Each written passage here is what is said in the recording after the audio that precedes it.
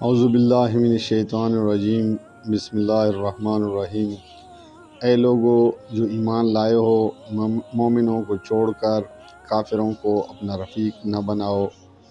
کیا تم چاہتے ہو کہ اللہ کو اپنے خلاف صریح حجت دے دو؟ یقین جانو کہ منافق جہنم کے سب سے نیچے طبقے میں جائیں گے اور تم کسی کو ان کا مددگار نہ پاؤ گے، البتہ جو ان میں سے تائب ہو جائیں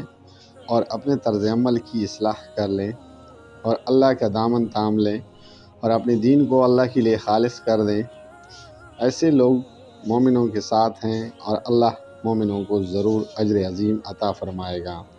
آخر اللہ کو کیا پڑی ہے کہ تمہیں خواہ مخواہ سزا دے اگر تم شکر گزار بندے بنے رہو اور ایمان کی روش پر چلو۔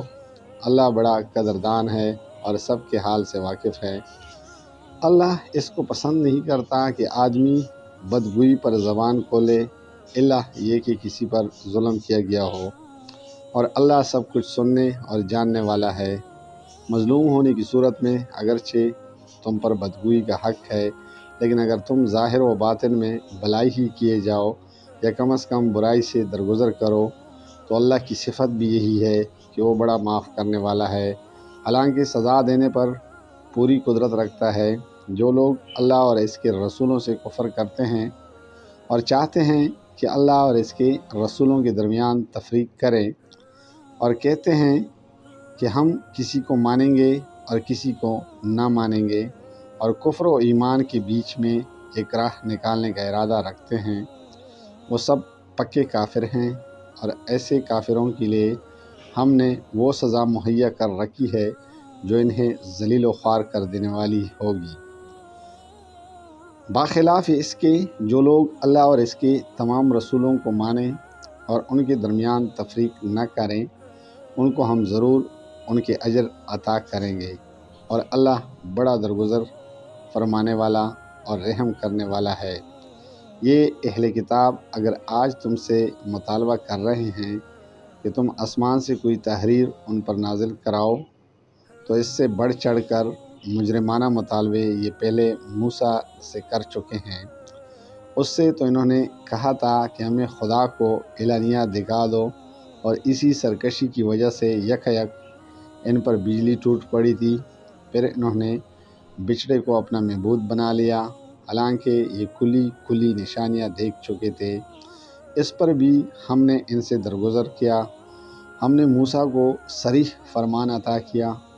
اور ان لوگوں پر طور کو اٹھا کر ان سے اس فرمان کی اطاعت کا عہد لیا۔ ہم نے ان کو حکم دیا کہ دروازے میں سجدہ ریز ہوتے ہوئے داخل ہوں۔ ہم نے ان سے کہا کہ سبت کا قانون نہ توڑو، اور اس پر ان سے پختہ عہد لیا۔ آخرکار ان کی عہد شکنی کی وجہ سے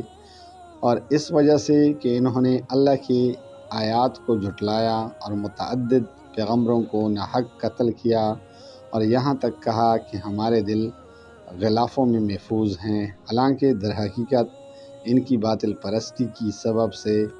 اللہ نے ان کے دلوں پر ٹپا لگا دیا ہے، اور اسی وجہ سے یہ بہت کم ایمان لاتے ہیں۔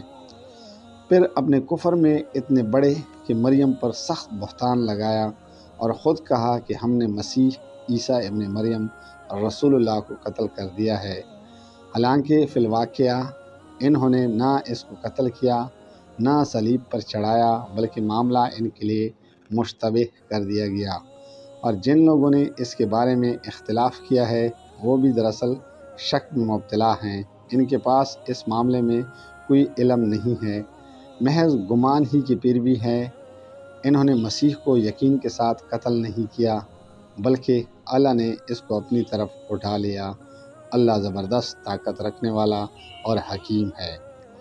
اور اہل کتاب میں سے کوئی ایسا نہ ہوگا جو اس کی موت سے پہلے اس پر ایمان نہ لے آئے، اور قیامت کے روز وہ ان پر گواہی دے گا۔ غرض ان یہودی بن جانے والوں کے اسی ظالمانہ رویے کی بنا پر،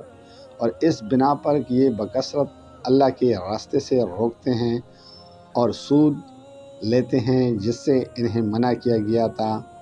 اور لوگوں کے مال ناجائز طریقوں سے کھاتے ہیں، ہم نے بہت سی وہ پاک چیزیں ان پر حرام کر دی جو پہلے ان کے لیے حلال تھی، اور جو لوگ ان میں سے کافر ہیں ان کے لیے ہم نے دردناک